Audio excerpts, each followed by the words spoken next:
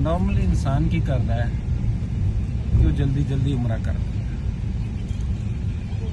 अगर जल्दी जल्दी उम्रा कर लेंदा तो उन्हें एडा लंबा सफ़र उसनूं जल्दी जल्दी करन ते कीता सी।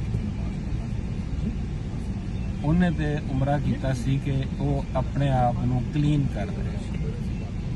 अच्छा, फिर एक बड़ा कमाल हैगा कि इंसान उत्थे जांदा है, पहले जांदा अपने आस्ते।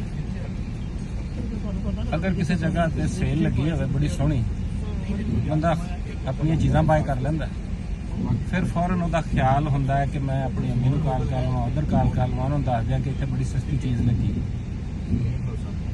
फिर वो चीज़ों की कोशिश करता कि वो हुण बाकियां लई भी चीज़ां करे।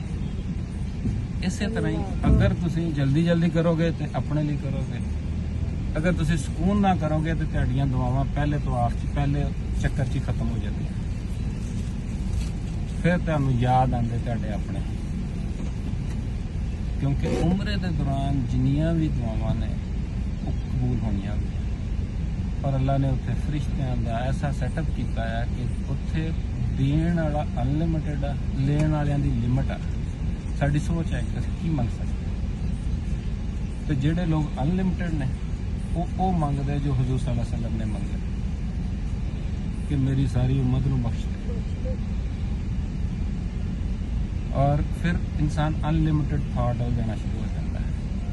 लेकिन जो असी ज़ाहिर है साडी सोच भी छोटी है, साडा ख्याल भी छोटा है, सानू समझ भी थोड़ी है, असी फिर कोशिश करते हैं। लेकिन जो असी स्लो करते हैं तो सानू चीज़ां याद आनियां शुरू हो जांदियां कि मैं अपनी भैन लई यह मंग लवां, भरा लई यह मंग लवां। फिर कज़न की वारी आ जाती है। फिर जदों ये सारे मुक जाते ना, फिर उन्होंने ख्याल आता कुछ लोग ने जोड़े टुर गए ने, इस दुनिया तो टुर गए। फिर उन्हों का जिन च लिया, क्योंकि उत्थे तो लुट पई है सेल की ना, और किहड़ा लुटदा है ये उहदे उत्ते।